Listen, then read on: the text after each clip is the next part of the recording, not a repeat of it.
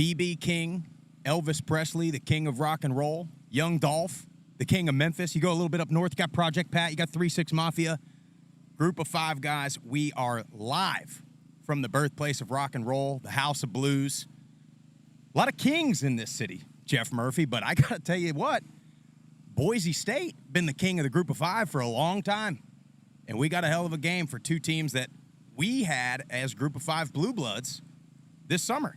What are you most excited for here today in Memphis, Tennessee? Well, there's a couple players that I'm absolutely just ecstatic to watch today. Ashton Genty being one of them. We heard all offseason from the Boise State faithful how special this kid was. He has showed it so far. Can't wait to see him in person. And then on the other side for Memphis, Seth Hennigan. I haven't seen this kid live in person. Can't wait to watch him. The kid can absolutely spin it. Going to need to protect the ball, though, against these Boise State Broncos. Yeah, and same thing on the other side at quarterback, right? I'm ready to see Taylon Green take the next step. And to me, that's the key to this game. We'll talk about it in depth a little bit later on. But which of these 2 quarterbacks today is going to establish themselves at the top of the Group of 5 with the Austin Reeds, with the Michael Pratts, with the Grayson McCalls? So that's what I'm looking for today. Can't wait to see it. Tyler Tipton, Jeff Murphy. I am your host, Matt Sprouse. We are the Group of 5 guys. If you're new here, thank you for watching. Our goal and our mission is to be the voice for the Group of 5 football programs that the mainstream sports media will not do.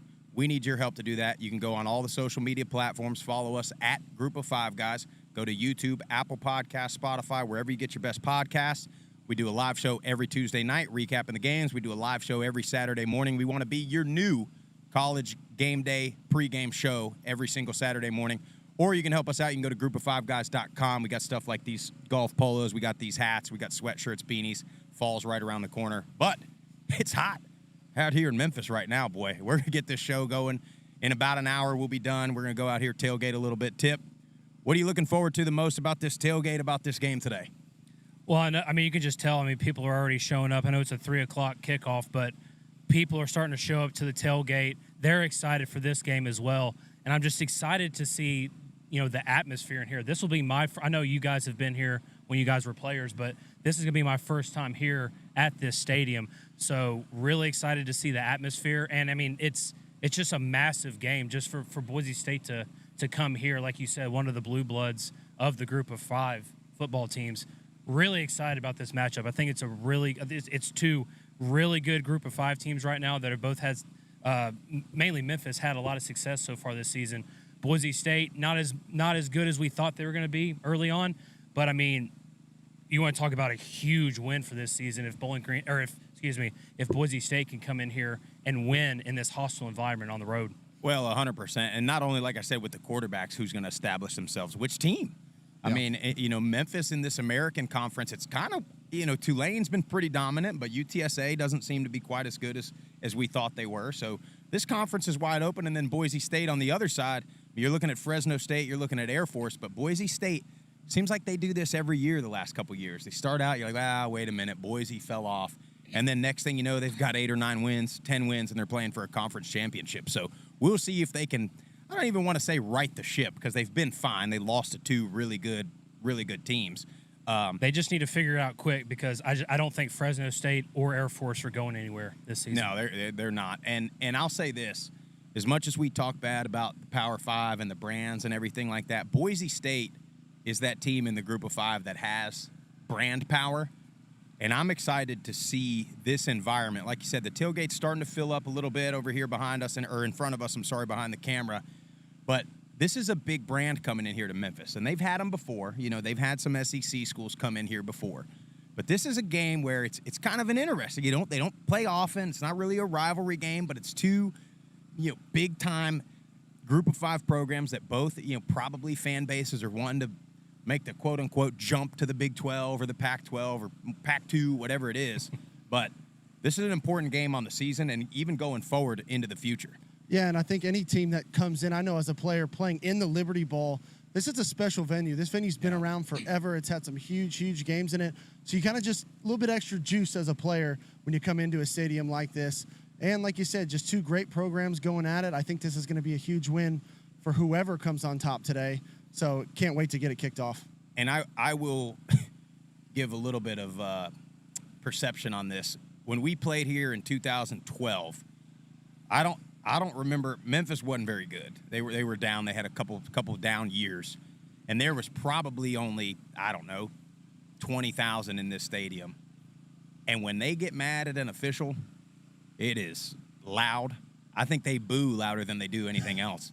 I mean, this city, what you grit and grind, right? Memphis. That's right. Yeah. I mean, and we went out a little bit in Memphis last night, and it's a grimy little city now. I don't want to say too much while I'm here. I'm in hostile territory, but you know, there's a reason it's so blue collar, and these people are for sure, you know, built a little bit different, if you will. But it's going to be a big time game. We had some great games earlier in the week, though. Well, I don't even know if we want to say great, but we got to start with it while we're in Tennessee. We got to start with our alma mater, Middle Tennessee, Western Kentucky, 100 miles of hate Thursday night. You know, Western got it done. The crazy thing is, I don't think Western, they still haven't played to their potential. Mm-hmm. And I think they're capable. They're starting to get there. They're starting to click. Reed and Corley are starting to click. But, boy, Middle, man, I mean, as an alum, just a tough showing. I mean, just bad. Honestly, just bad football. Yeah, it was. I mean, it was tough to watch. You know, you hope that they show up a little bit better than that game, but you got to kind of read between the lines a little bit. And some people might say I'm an apologist for Coach Stock, and you know, he was our head coach when we were there. But you know, you open up the game, you get the stop, right? And games are all about momentum and how they go. You get the stop, you get the ball back, you throw a touchdown pass that goes like 60-something yards, it gets called back for holding. How in the hell you get a holding call on a quick game route that the ball is catch and throw is beyond me. That hold happened 10 yards after the receiver, you know, caught the ball and was running. I don't know how you call that, but that is a huge swing of momentum in that game. So now instead of being up 7-0, you got the nuts on them because they had the ball first. You get it at half. Now you're behind. You have to punt it. They go down and score. It just changes the whole complexity of the game. And we say it all the time. These games come down to one or two big plays, penalties, something like that. And that was one to start the game off that just set the momentum down this other path. And then at that point, they're playing catch-up. And when Western is ahead, they play really, really well when they're ahead. Well, and you mentioned quick game. And I think, I mean, you watch this game and you see both teams running the same plays, essentially. They're running that little fast screen, which, Jeff, by the way, I would say the second worst play in football, right behind the fade on the goal line. Two bad plays. And you watch Middle do it. And Western just did a heck of a job tackling in space, so you want to give their defense credit, their defensive backs. But you know, at some point, if you don't got the guys that can make the first, that play is designed, you've got to have at least a receiver, potentially two receivers block, which receivers ain't good blockers. I mean, it's just not what they are born and raised doing. And then you got to have another guy make the guy miss.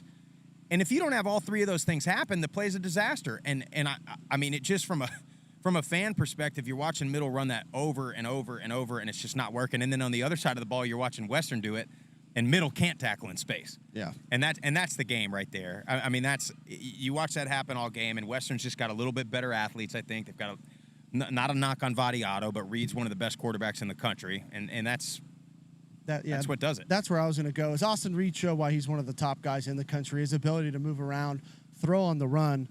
He had a great performance. And I thought Vadiato played well at times. He had some great throws. That whole shot down the sideline was a fantastic throw. But other times, I don't know if it was from, you know, the previous game, he kind of bailed out of the pocket a little early. I thought a couple of situations he could have sat in there, delivered a ball, but that's just something you got to do. You got to work through. You got to work on it. And but I do think the Blue Raiders are going to be okay. They, you know, their schedule lightens up a little bit. You're not playing the, you know, Missouri, Bama, top, you know, Conference USA opponent in Western. So we'll see how they are the next couple weeks. You had this happen last year, and we all got ripped for saying they were going to win 8 games, which they ended up doing. They lost to La Tech, which they shouldn't have lost to last year. But, you know, you just can't slip up now. That's the problem with losing a game where you could, you know, a Colorado State game that you should win and a Western game that you could win. You know, nobody expected you to beat Bama or Missouri, but you don't win any of those. So now you can't slip up the rest of the way. Now you cannot lay an egg versus a Louisiana Tech or an FIU, you know, or one of the newer teams, Sam Houston or Jacksonville State. Now, speaking of Sam Houston and Jacksonville State, game of the week so far. I mean, unbelievable game. Jacksonville State, listen, we all said they were going to give people problems, and I said Sam Houston was going to give people problems, and I think they will.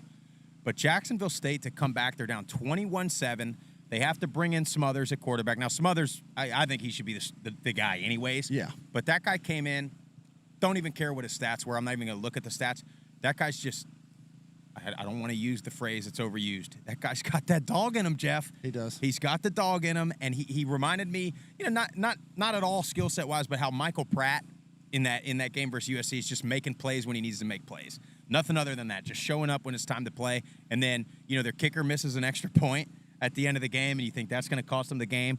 But Smothers goes down there, dials up a touchdown, then gets the 2-point conversion to tie it, and then they go win in the first overtime. But Jacksonville State, they got a squad, man, and Sam Houston does too. But if you're middle or you're Western, those two teams, they're not the easy outs that I think everybody thought, Tip. And I mean, I don't know where to go. Rich Rod, I don't know if he's looking to leave, but he's having a good start to his year. Well, I mean, that game did not go how we thought it was going to go. No. We told that was our under lock of the week, and just watching that game, both of these offenses had success against both of these really, really, really talented defenses. And Sam Houston, I know they've had some tough games at the beginning of the year, but they scored like 9 or 10 total points before this game. But their offense was rolling. But I mean, like you said, give credit to Jacksonville State, especially on that last drive. I mean, they had kind of been stalled a little bit by Sam Houston's defense, but just the way that they ran that, they already were running a fast-paced offense during that game, but to run that 2-minute drill offense to perfection on that last drive, and then that 2-point conversion, that play kind of broke down a little bit, but credit to that wide receiver for coming across basically on a drag route. I don't even know if that was the design route. I don't think it was, but he kind of just followed his quarterback and was just kind of sitting there on the back line of that end zone and made a great catch. If that last drive didn't bring back a little nostalgia of the old Rich Rodriguez offense, dude. Just fast-paced, getting it right down the field. Unbelievable job. And he said it after the game, when they shook hands at midfield. He told Keeler, hey, you guys outplayed us. And fortunate for Jack State, they come away with the win. But Sam Houston, keep your heads up after that one. There's no moral victories, of course, but you outplayed Jacksonville State, and so credit to both teams on that. Now, Temple and Tulsa. What did we say on Tuesday about the freshman quarterbacks? Make the change. Tulsa had to make the change a few weeks ago, so he's had a little bit of experience so far in this year. But Cardell Williams comes in there and has the game of his career. Let me make sure I get the stat line right. 14 of 17 for 244 and 3 touchdowns. What a coming out party for that guy. He also had 90 rushing yards for a rushing touchdown as well. So that goes to your point. You said it on Tuesday, Tip. Freshman, dual threat quarterback. And it just opens things up for you. Now, don't get me wrong. I'm not sitting there. We got like Seth Hennigan. We had Austin Reed the other night. Those guys are different. Yeah. But if you're struggling at quarterback, you don't really have the guy, why not go with the guy that's young, get him some experience, and he can make the things happen when the rest of your team ain't doing their job. He can just escape and make a play. But Cardell Williams, shout out to you, my friend. You had a hell of a game Thursday night. And a big win for Tulsa. Tulsa's That's a huge win. For them to score 48 points, I don't know when's the last time they scored that many. But, they were at home, and Williams puts on a show, makes those off-schedule plays. That's what allows that offense to really move the ball. Like you said, shout out to Williams and Tulsa. Seems like they got something going right now. We'll see if they can continue it down the line. Yeah, well, it's funny because as soon as the old Swag Bear jumped off the Tulsa bandwagon, now they're winning. So Swaggy, he's probably got his phone out right now, placing his bets. Just don't talk about it. We just got to let Tulsa. We just got to let Tulsa keep winning these things. You also last night you had La Tech and UTEP. Neither quarterback, Bachmeier or Hardison, played. But Bachmeier's been fine this year. Hardison has been struggling a little bit this year. But La Tech gets the win. Smoke Harris, big punt return, kickoff return, punt return. That guy's a heck of an athlete. He's going to make some noise. If he gets invited to the combine, he's going to be that guy that you're like, who the hell's this guy out of La Tech? Kind of like a Tank Dell that they're just. Have you heard of him? Yeah, like everyone's talking about. Yeah. Now he's doing things in the NFL. Then they go back. Tank Dell, have you seen this guy's stats from Houston? Yeah, we've been talking about it for the last 3 years. Yeah. Well, I want to bring something up, Jeff, and I'll go to you on this. You're the quarterback. You're watching these quarterbacks play. You're watching the good ones. You're watching Austin Reed. We've seen Darren Granger at Georgia State do this year. Grayson McCall's been good at it. Michael Pratt's amazing at it. When you get a little pressure off the edge, right? The good quarterbacks make the offensive tackle's job easy. They do that little shoulder. Yeah, you got a dip. The little Dak Prescott shoulder dip. They do the shoulder dip, and then it allows your offensive tackle to just turn and just run the guy. You got these pass rushers. Everybody's got these speed rushers now, even in the NFL. All they want to do is get upfield. That's all they want to do. They line up in a wide freaking 9. It makes it damn impossible for an offensive tackle to get in front of them. But if the quarterback can just step up, you just let him go. He's good at getting upfield. You just let him get upfield, and then you run him, and then your quarterback steps up. And the good ones, they step up, and then as they're sort of rolling out of the pocket, eyes downfield the whole time. Their receivers see it. Their receivers start coming back to the ball. You look at that play in the Jacksonville State game. Receiver sees it. Let me run across the back of the end zone and let me get close to my quarterback. And they keep their eyes downfield, and they end up making plays. The guys that struggle, they get that pressure, turn their back to the line of scrimmage, start running in circles, run outside, and they got the ball down here in one hand. They're not keeping the ball up ready to make a play. And that's where you're getting sacks, you're getting balls thrown away, you're making terrible decisions and making picks. Let's say I'm a quarterback coach. How do I teach that? Or is that something No, factor? you drill it out. But when we were at Middle, Buster Faulkner, always had a great drill, and he would bring pressure off the edge, and you got to, you dip underneath it, let the tackle run him by, but you got to always go to the side of the pressure, because what happens is when you step up into the pocket, keep your eyes downfield, and then you escape out to the side that the pressure came from, because once he passes you, there's nobody there. Yeah. You have all the room in the world to operate. Now you give yourself another 2-3 seconds, whereas a lot of the younger guys, what they'll do is they'll see the pressure out of the side, corner of their eye, and they're going to try and outrun the guy outside, but that's not going to work because he's coming full speed. He's got that forward momentum. You're running into him. So the best thing to do, and you see these rushers, they come all out of control off the edge. All you got to do is one step, let them go by, and now we're out that side. So it's just something you got to drill over and over and over again. So when it happens in the game, you're not thinking about it. It's just natural movement to step up, keep your eyes downfield, and keep it moving. Well, 2 more points on that, Jeff. And one thing it does too, and I watched it happen a couple times on Thursday night in the games, is it also gives you the opportunity to let the play develop. And then if it doesn't, you're right there at the line of scrimmage, so you can duck forward, get a couple yards, get out of bounds, or slide, or whatever you got to do. But these guys that turn and start running in circles, now it's either I got to throw it away, throw it into terrible coverage, or take like a 8 to 12 yard loss, and then your offense is just absolutely screwed the rest of the way. I feel like 9 out of 10 times when you see a quarterback in the pocket and they see any type of pressure, as soon as their back their back is facing where they're supposed to be throwing the ball, you feel 9 times out of 10 it's disaster. I feel like. Yeah. And it's the difference if you listen to a game, if you're watching a game on TV, you're listening to the announcers and you'll hear them say, Hennigan, really clean pocket there. A lot of times, pocket ain't necessarily clean, but if he steps up, it looks clean. If he does the wrong thing, it looks like the left tackle got beat, and then you're having a completely different conversation. But anyway, I thought that was interesting as I'm watching the really good quarterbacks, and I don't know nothing about quarterback play, but I'm watching these O-linemen, and I'm watching them. I'm sure they're feeling bad for themselves, and I know I used to have these thoughts in practice or whatever, and you're like, what? It feels like you ran into my guy. Yeah. Like I'm blocking him, and it feels like you ran into the guy. But that's neither here nor there. I hope to see both of these quarterbacks tonight demonstrate that. And Taylor Green's obviously a little more athletic than a Seth Hennigan. So sometimes, not to backpedal, sometimes you're athletic enough you can do that and still make a play and able to roll out and make fun. But I guarantee that's the play that your coach hates. Like, hey, great job, great athleticism. Don't do that again. But I got a stat for you boys. There's 24 games today in the group of 5 that have a line on them. 20 of them, home team is the favorite. Lot of road dogs today, including this game here, and we usually like a home dog, but there's got to be some road dogs today to get it done. So I'm looking forward to see how these all play out, and home teams, and there's a lot of small spreads too. So I'm looking forward to see, these are basically pick-em games. I'm looking to see how much these home crowds affect the game. I think here in Memphis, you always get a little bit of home field advantage with the crowd. Maybe you get a little home cooking. Maybe the refs are a little intimidated. You walking around Memphis all night. I'm just wondering if "Whoop That Trick" is going to be chanted in the stadium today. Well, I had a Memphis playlist on the way, and I had posted a screenshot of listening to Young Dolph on the way. A lot of people didn't think I listened to the rap game, Jeff. I've been a rap guy.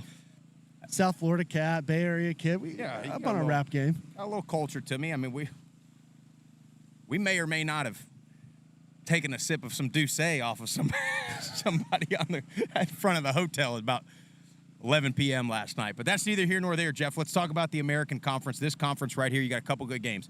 UAB going to Tulane. Michael Pratt's back. 3-touchdown spread. I think this game could be a little bit closer. Oh, no. If UAB can protect, that's a tall task against Tulane's defensive front. Yeah. If they can protect, Zeno's played well this year. Just throwing that out there. I think Tulane wins. 21.5 is a lot of points. It is a lot of points, and I think Tulane wins. You got ECU at Rice. Now this is interesting. ECU kind of struggling this year, but I think they're better than we think. They've played some tough teams, and now Rice has been.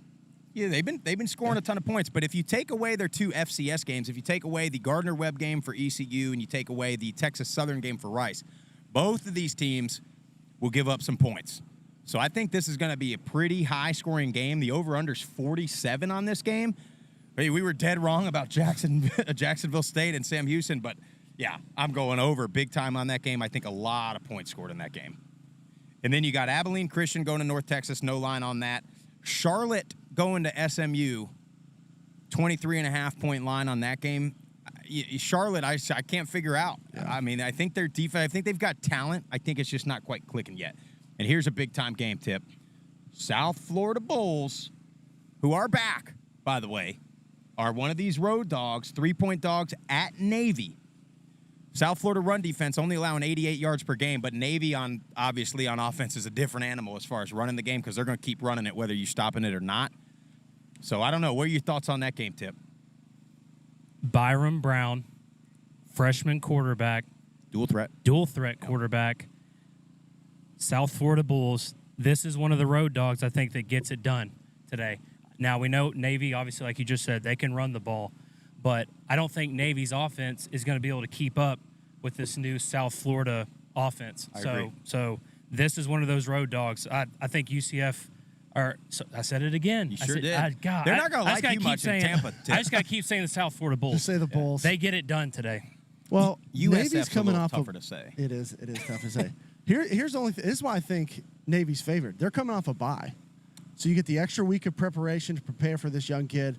And Ty Levitai, he's done a good job. They're spreading it out a little bit more than Navy had in years past, which I love because as an option quarterback, I think you just get so defined. And now they're letting him throw the ball a little bit. You get guys in space on the outside. I think it's going to be a really good game. I do, too. I think that's one of the better games of the weekend. Obviously, Vegas thinks that's one of the better games of the weekend, 3-point line. But I like South Florida. And I mean, you guys know I love South Florida. Everything about it. The school, the town, everywhere. I mean, so I think Bulls. Clubs, bars. Tampa per capita is never mind. Number 1 ratio of adult facilities, I believe. I've never been, but anyway. No games in Conference USA this weekend as they go to the Tuesday, Wednesday, Thursday model. So all these teams we talked about played Thursday night. They're going to play Wednesday, and then they're going to play Tuesday, which I do want to address that. You know, I like the TV. You know, you get your own contract, but you're going to talk about player safety. You got these kids middle played Thursday night. They're going to play Wednesday, and then they're going to play Tuesday. Yeah. So you're going to have 3 games in the span of about, each are on 6 days. Barely 2 weeks. Yeah. Right. Yeah. So 2.5 weeks, you're going to play 3 games, and then if you include their game from last week, you're going to play 4 games in about 3 weeks. I don't know.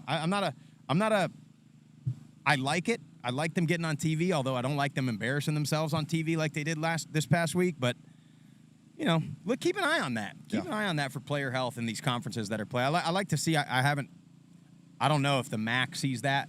But they normally just are playing Tuesday, Wednesday, but not where you're getting this Thursday, then Wednesday, and then Tuesday game is a little weird. It's a little scary for me.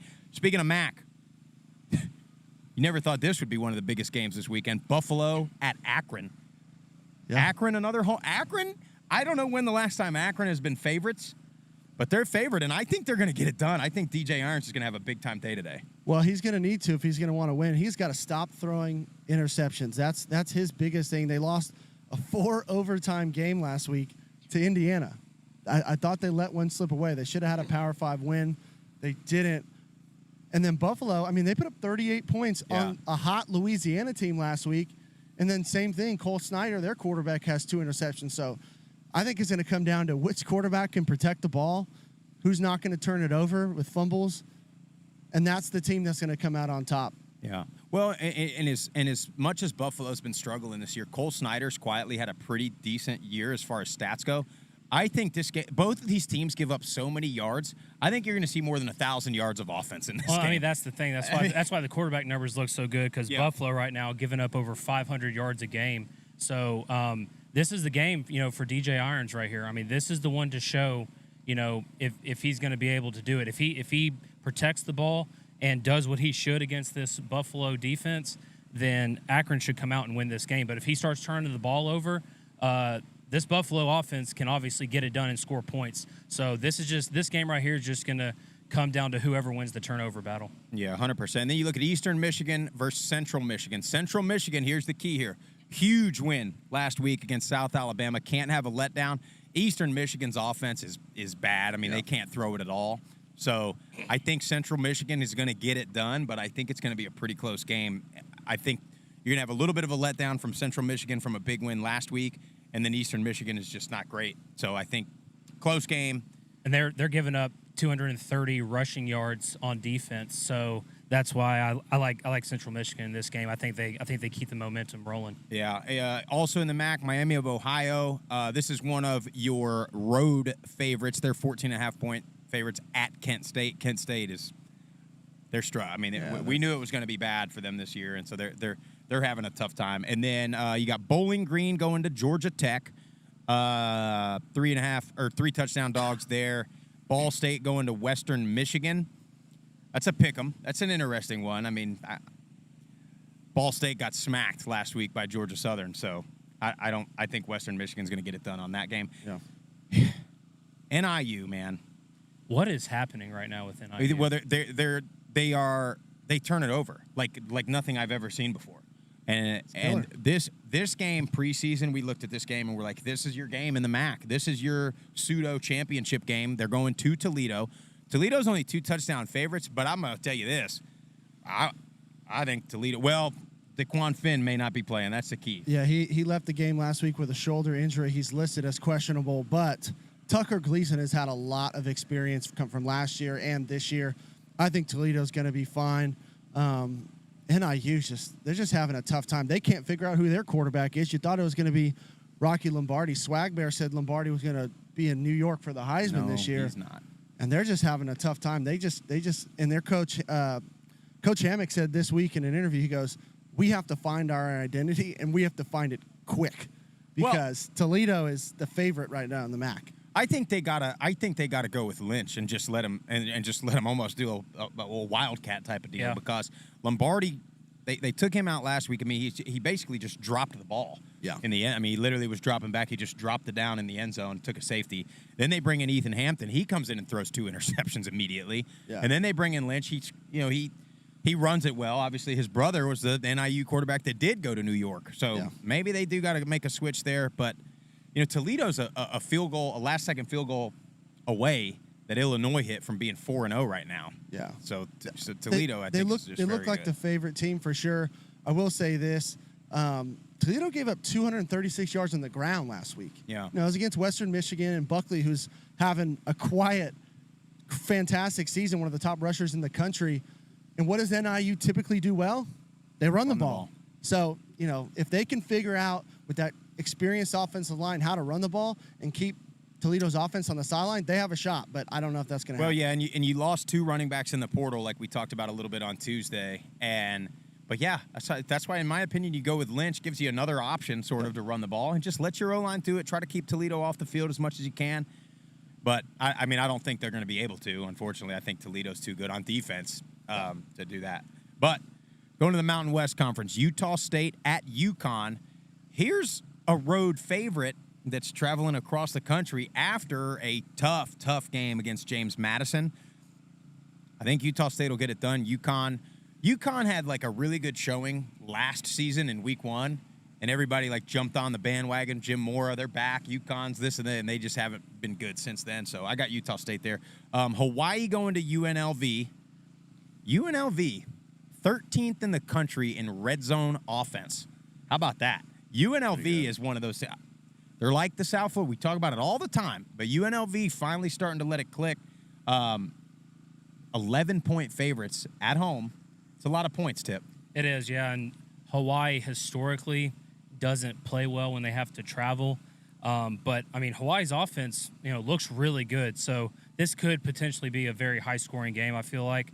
But UNLV, freshman quarterback, Jaden Maiava, I don't know if I pronounced that correctly or not. I probably did not. But you got it. They're red hot right now. They're scoring a ton of points. They're at home. So, I don't know. 11 points is a lot because, again, Hawaii's offense is looked pretty good so far this year. But, I mean, I think UNLV's offense is just too much. They get it done at home. Yeah, Shager's leading. Is he leading the group of 5? Leading the group of 5 Yeah. in passing yards this year, and behind Timmy Chang's run and shoot. So I love Hawaii. I think this is a great game. The road, the long travel always worries me with them, but I like the Rainbow Warriors. It's too bad quarterback is not Maivia, like Rocky Maivia. It'd be pretty. We gotta get. I looked on their website. There's no not. official pronunciation. I mean, it's not. The I is before the. It's Maiava. Correct, yeah. Maiava. Yeah. Gotta be. Yeah, Maiava. You got New Mexico at Wyoming in the Mountain West. Wyoming looking to keep it rolling. It's a good team right there. Their defense is unbelievable. Utah Tech goes to Colorado State. Colorado State, don't you have a letdown now. And then Nevada been struggling. They go to Fresno State. Fresno State is looking pretty good right now. And they're in a nice spot in their schedule where they can just continue to fine tune things. With Mikey Keene to start off, they got some other guys in. They'll get some other guys in the game as well. But Jeff Tedford's got that offense rolling. Yeah, and they look to be, other than Tulane. Tulane, it's tough because Pratt hasn't played and they have a loss. But to me, right now, Fresno State and Tulane are the best 2 teams in the group of 5. But right now, Fresno's proven it every week because they're winning every time they play. So that's why I got Fresno in my poll, and we as a collective had them number 1 as well. You move on to the Sun Belt. Here's an interesting game. Ragin' Cajuns going up to Minnesota. PJ Fleck, row the boat, all that BS. Zion Chris. There's like a theme going on with this Is there? episode, I feel like, yeah. Yeah. Is there a dual threat Quarterback's the most quarterback? important position on the field. That's the theme, right? No, the theme is quarterbacks better quit making their left tackles look bad by doing stupid stuff all over the place. I mean, my God. Zion Chris, I mean, talk about just a breath of fresh air for the Cajun fans, right? Yeah. I mean, just that guy comes in. It's just exciting. Sometimes, man, I hate to bring this back to Middle Tennessee, but sometimes, as much as we want to talk bad about fans not going to the games, I mean, sometimes you got to have a more exciting brand of football, because sometimes you watch the games and you're like, man, this is just boring. Throwing a fast screen every time. It's not exciting to watch. Bring in Zion Chris. They're scoring a ton of points. He's all over the place. He's making big throws. He's making big runs. Minnesota, though, a little different animal. Yeah. So I don't know, Jeff. What's Louisiana got to do in that game? Well, they got to give Chris at least a little bit of time, and that always what worries me in these games when you're playing a Big 12 team is how do you fare up front?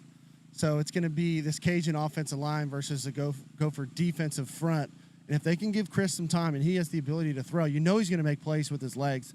But get Chris on the outside. They ran his first game when he started, ran a lot of bootlegs. They got to do that again. Fake the run, get him on the edge. That way he's got a run-pass option, and just let that kid be a fantastic athlete that he is. And who knows? I think they can get it done. It's going to be tough, but I think they got a shot. I know it's confusing now that the Big Ten has like 18 teams, but you said Big 12.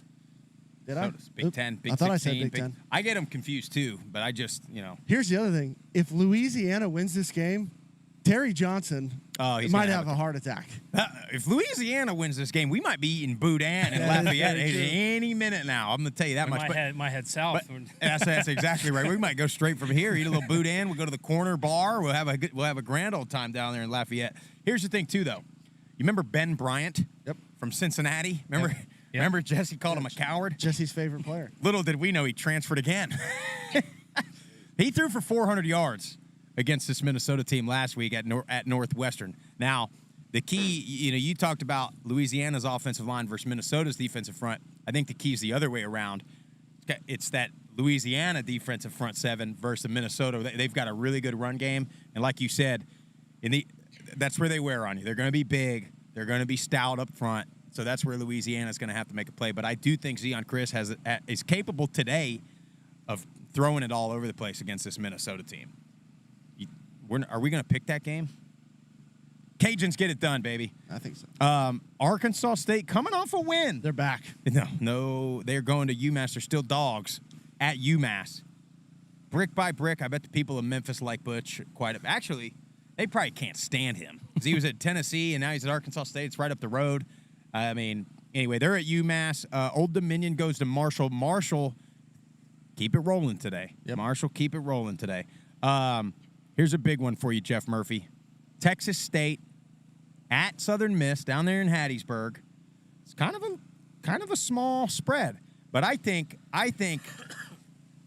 Mahdi is going to have a field day today because Southern Miss gives up a ton of rushing yards, and he had a hell of a game last week. So Ishmael Mahdi, look out for a big game from him. Yeah, I mean, this offense is just, since G.J. Kinney has come in this season, I mean, they're ranked 15th in the country with 485 yards per game. That's what they're averaging. So nobody's been able to stop the Bobcats offense this season. TJ Finley's done a great job of protecting the ball, making big-time throws. But I'm with you. I think Mahdi has another big performance today against a Southern Miss team they've struggled. They gave up a lot of points, too many points to a Nevada team.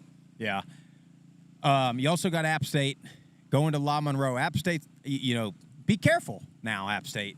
Your favorites on the road, but Monroe's been a little better this year, and App State, you better put on a show today, boy, because people of Boone are not going to be happy if you don't at least cover that spread at the very minimum.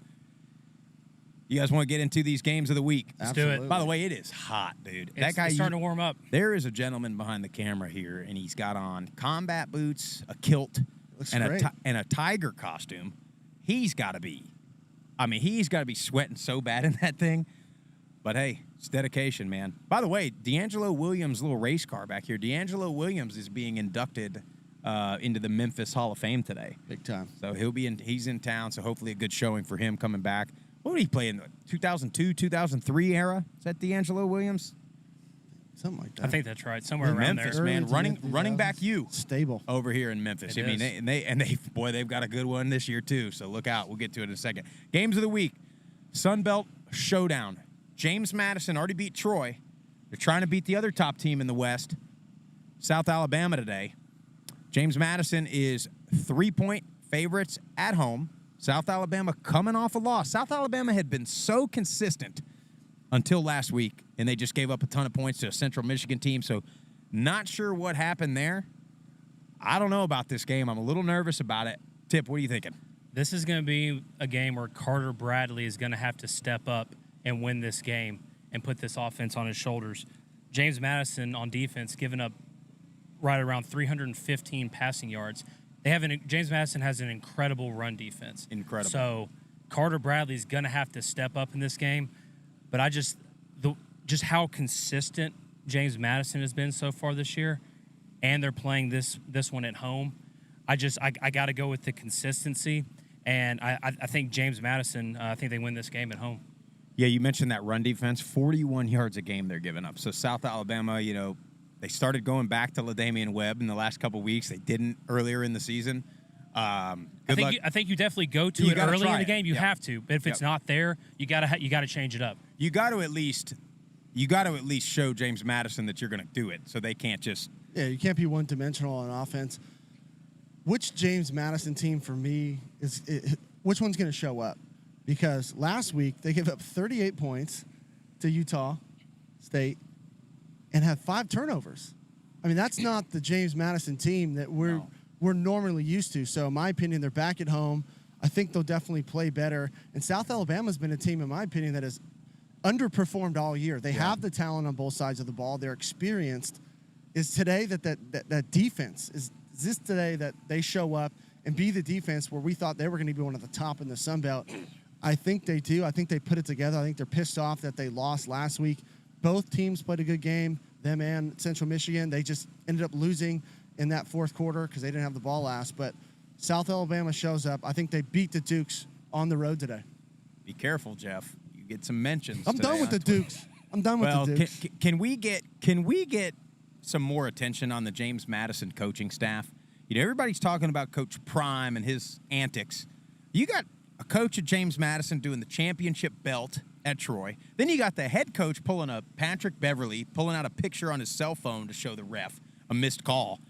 I mean, can we get some coverage on this? Whether it's good or bad. I mean, personally, I don't like the head coach doing that. The other guy, whatever. I don't know if he was a strength coach or something like that. That's something right. strength Sounds like a coaches do strength stuff coach. like that. Yeah, it seems like it. But James Madison, like we talked about on Tuesday, they're trying to be the villain. They want it. They want to be it. And I mean, they're starting to. Some of the stuff's starting to irritate me a little bit. So I don't know, but I do think James Madison's going to get it done today. I think they want so bad to prove that even though they can't play for the championship, that they're the kings of the Sun Belt. And if they beat South today, they've pretty much showed that they're better than any of the teams in the West. Yeah. And so then you got the East schedule the rest of the way. But I'm going James Madison, even though I don't like it. Coastal Carolina going to Georgia Southern. They sold out there in Statesboro. If there was a game to go to, if we weren't going to be here in Memphis, I would love to be in Statesboro right about now for that game. I got a stat for you guys, though. Do you ever think, if I told you at this point in the season, 4 weeks in, Coastal Carolina would have thrown the ball 50 more times, or I'm sorry, Georgia Southern would have thrown the ball 50 more times than Coastal Carolina? No. Insane. Wow. But they have. And Davis Brin, if you take away his 5 interceptions against Wisconsin, I mean, he's just been absolutely lighting up, and he's been really efficient. That one game is going to hurt his efficiency quite a bit, but that guy's been on it. This is an interesting game, and to be quite honest, this may be a must-win for Coastal. Steeple. It is. Get you in the locker room, get you a motivational speech down there in Statesboro, but Coastal's got to get it done today. The over-under on this game, 66 points. Shootout. Yeah. I mean, a lot of points, a lot of yards. So I want to bring up this point, though, while we're talking about this, because we talked about the exciting brand of football. And Georgia Southern is a very they like Irk Russell. They've been running that option for years and years and years, and some of the old guard didn't like it. But I promise you today, when those fans pack Paulson, as they say, and they see Davis Brin just slinging it all over the field, it's going to make them want to stay. Then when you get late in the third quarter, you get into the fourth quarter, if you've just been running the same play over and over and over again, and you got a student that really is just there for the party, they're like, I've seen enough. I'm getting out of here. You know what I mean? So I don't know. I like to have throwing the ball all over the place. It's a little more exciting for the fans. Both of those quarterbacks are going to be throwing it all over the place today. I think it's a must-win for Coastal, but I think Georgia Southern, big. It absolutely is a must-win for Coastal Carolina. I mean, if they don't win this game, you can pretty much kiss the East, in my opinion, away. You have to have a lot of help from some of these other teams. And I'm just waiting. I'm waiting for this Coastal offense to really open up and wake up, to be quite frank. And they got to win. But I'm not letting my pick go. I had Coastal winning the whole thing. Coastal gets it done today. They beat Georgia Southern at Paulson. This is incredible here. Are you willing to come behind the camera so the world can see what you got right there? Come on. We've got the ultimate Tiger here. He's got a Spartan shield. He's getting it all together. This is elite. That's fantastic. Look at this. Yeah. Get him on the camera. Slide on in here. How are you, sir? Matt Sprouse, group of 5 guys. The ultimate Tiger.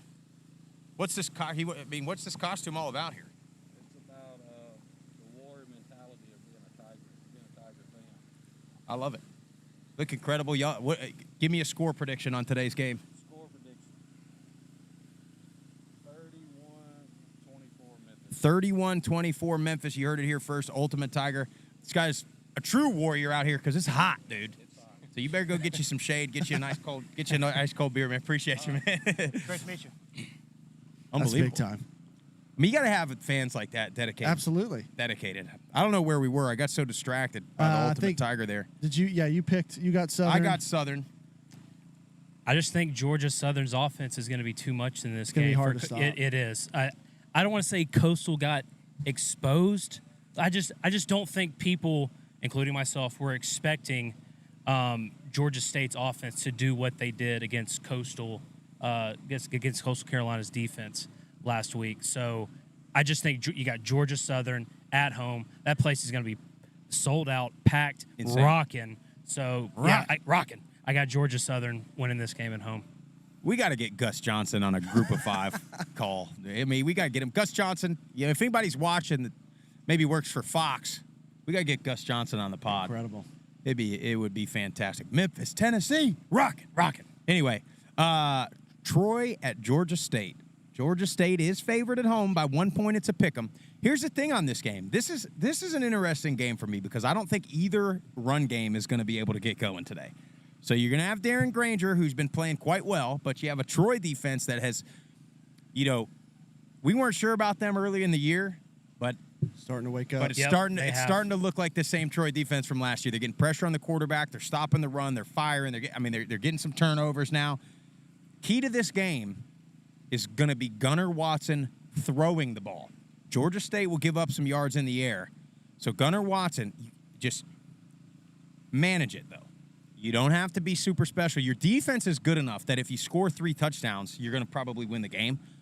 But I don't think they're going to be able to get the run game going. So Gunnar Watson has got to do it. Don't turn it over, though. For God's sakes, Gunnar, don't turn it over. But I'm looking gigantic game from Troy's receiver, Chris Lewis. Absolutely gigantic game. He's had some big-time catches. Look for him to put himself on the map now with some of these really good group of 5 receivers, the Malachi Corleys, the Sam Pinckneys of the world. So look for him, Chris Lewis, Troy wide receiver. Big game from him. I think Troy wins this game very, very, maybe by a point or 2. Yeah, I think it comes down to quarterback play, like you said. It's going to be Granger versus Watson. Watson's not going to he's not going to have to do it all by himself because I think Kamani Vidal is a stud, and they have been running the ball very, very well. So they got to get the ground game going at least a little bit so the pass game can be effective. But Georgia State's defense and their front has looked really good this year. Yeah. So if they can stifle that run game, make Troy one-dimensional, they're going to have an easier time. I just think Granger has played phenomenal this year. He has. 994 yards passing, 7 touchdowns, 0 interceptions. He has not turned it over once in the pass game. Also has 3 rushing touchdowns as well. I think Georgia State gets it done. I think Darren Granger continues on his phenomenal season. If they get it done today, they are going to be soaring in confidence the rest of the way, and I think they're going to get better and better and better as the season goes if they get it done today. Their head coach instills confidence in that team. He's a madman, dude. Love him. An absolute madman. Did you pick this game? I haven't yet, no. What do you got? So Troy's defense has got to find a way to slow down Darren Granger. I don't think you're going to be able to stop him necessarily, but get pressure on him, make him feel uncomfortable in the pocket, and don't let him run out of that pocket and take off and get yards downfield. Try and find a way to slow him down. I would think that just how red hot Georgia State is. I mean, Georgia State's probably the hottest team in the Sun Belt, maybe all of Group of 5 right now.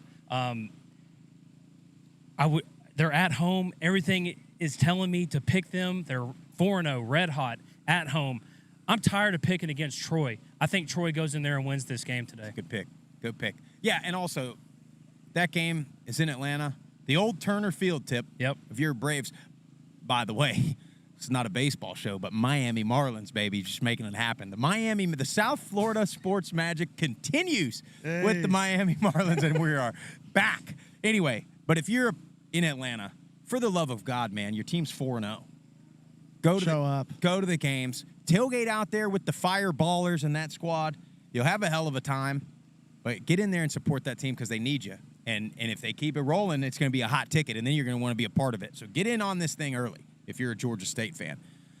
Going over to the Mountain West, San Diego State playing Air Force. At Air Force, San Diego State scored a ton of points last week against Boise State. So, if you asked me before that game, I would have said Air Force defense is too good. They're going to control the clock, win this game handily. That being said, I think Air Force on offense is going to do that, or at least attempt to do that, because you don't want to let San Diego State keep this little offensive rhythm that they've got going.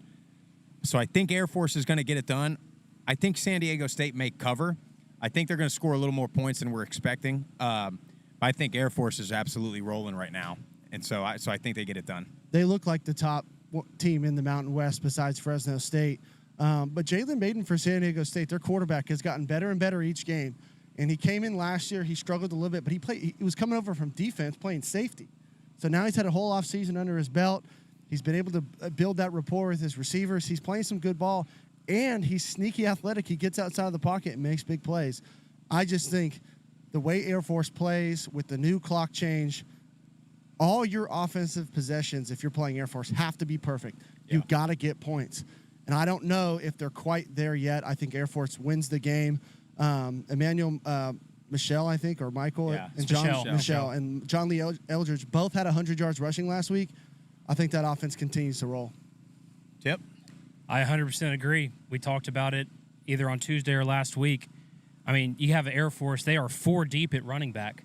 I mean, their starter, quote unquote, didn't even play last week. Yep. So that, I mean, I just think this is a perfect recipe. Yes, they need to be efficient on offense and they got to score on every possession. But I think they do that. I mean, we've talked about, San Diego State is notoriously known to have a good front seven. They're giving up 164 rushing yards a game, but this Air Force rushing attack is just different. Yeah. I think they rush for 250 plus rushing yards today. They get it done. They're at home. I honestly think they cover the 10.5 points. Yeah. I think they dominate the time of possession battle enough to where it keeps San Diego State's offense off the field enough to where I see Air Force going up 14, 17 points and the defense just takes care of it, and I think they cover. Well, and that's the key to it all, right? Is if Air Force, you might look up and it's 14-0 and Air Force has had the ball for 24 minutes and San Diego State's had it for 6 minutes. And then San Diego State's just not going to have time. And don't turn the ball over either. That's right. Yeah. That's right. And you're only going to get, like Murph said, so many possessions. So we all three got Air Force. Game of the week. Here we are. Memphis, Tennessee. Boise State coming. It's a long ways now for the Broncos to come over here to Memphis. For me, like I said earlier, which quarterback takes the step today? Is Hennigan going to step up and make big throws, or is he going to be checking it down a bunch like he's been? Is Taylor Green going to step up? Are either one of them going to quit turning it over? So that's the key for me for this game. I think the crowd is going to be phenomenal, I think. They got D'Angelo Williams coming. I mean, the tailgate, it's pretty spread out right now, but we got a few hours still before we get close to kickoff. Cranked up pretty good back here. Oh, yeah. Didn't even look behind me yet. Seeing we got stuffed tigers. We got the ultimate tiger. I mean, I think we're going to have a big crowd. I think it's going to be a very hostile crowd. And I think, I think Memphis, I think they're going to run it all over the place with Watson today. So I got Memphis. Jeff? Feed Ashton Jeanty. He has looked like one of the top backs in all of the country, not just the group of 5. And we're waiting for that game for Taylor Green to really show up and show out. I think today's the day. I dropped the name earlier before the season started. Eric McAllister, their receiver for Boise State, has had some big performance. He's a big guy, 6'4". Look for him to go over the top. But that offense has got to run through Jeanty, get him the ball in space, get the ground game going. It makes it easier on Taylor Green. I like Memphis. I think they're a very, very good team, but they've turned the ball over a lot this year. Yeah. Give me Boise State. Potato poppers, baby. Tip? Boise State on offense cannot turn the ball over, cannot give this Memphis team momentum at home in this sold-out, packed, rocking stadium. Can't do it. Don't be rocking. Defense, you got to make stops, and you got to get the ball back in your offense's hands. With that being said, though, Blake Watson averaging 5.9 rushing or yards per rush. I think him, Seth Hennigan, I think they find a way to get it done today. I see you mentioned it with Boise State turning the ball over. And Boise State's defense has given up a lot of points this year so far. Kind of unexpected with how good their defense has been in recent years. I think you're going to see a couple of 1 or 2 turnovers from Boise State's offense today. And I see Seth Hennigan and this Memphis offense taking advantage of those turnovers, and Memphis gets it done at home today. Blake Watson is your guy today, Tip. Big day out of Blake Watson. Big day out of the Memphis Tigers. Big day here in Memphis. Here at the tailgate, we're about to wrap up here. We're going to go tailgate, maybe get some food, maybe get some drinks, enjoy the game a little bit. So I can't wait to see these guys on field level. Memphis has always got dudes. Boise State, this is the first time we've seen a Mountain West team live. So really excited to see them in person today. And they're it. They are the standard in the group of 5. So they have been as a program for a long time now. So really excited to see them. So you got Boise, we both got Memphis. I want to shout out Scott Burns. Thanks for hooking it up. Thanks for letting us set up here at this spot. Thank you for the people of Memphis. Thank you for the people of Beale Street for letting me and Murph see some interesting stuff last night. We've had a hell of a time. We're going to continue to have a hell of a time. We appreciate you guys watching. Appreciate you guys listening. Need your help. We need you to follow us on all the social platforms at Group of Five Guys. Subscribe to our channel, YouTube, Apple Podcasts, Spotify. Give us a 5-star rating and review. Most importantly, man, tell your family and friends all about us. Share us on your socials. Any clicks, anything like that helps us grow the brand, and we're trying to grow all of these Group of Five football brands. Or you can go to group-of-5guys.com, get you some swag, hats, polos, T-shirts, sweatshirts, all the above. Group of Five Guys, Memphis, Tennessee. We're out of here.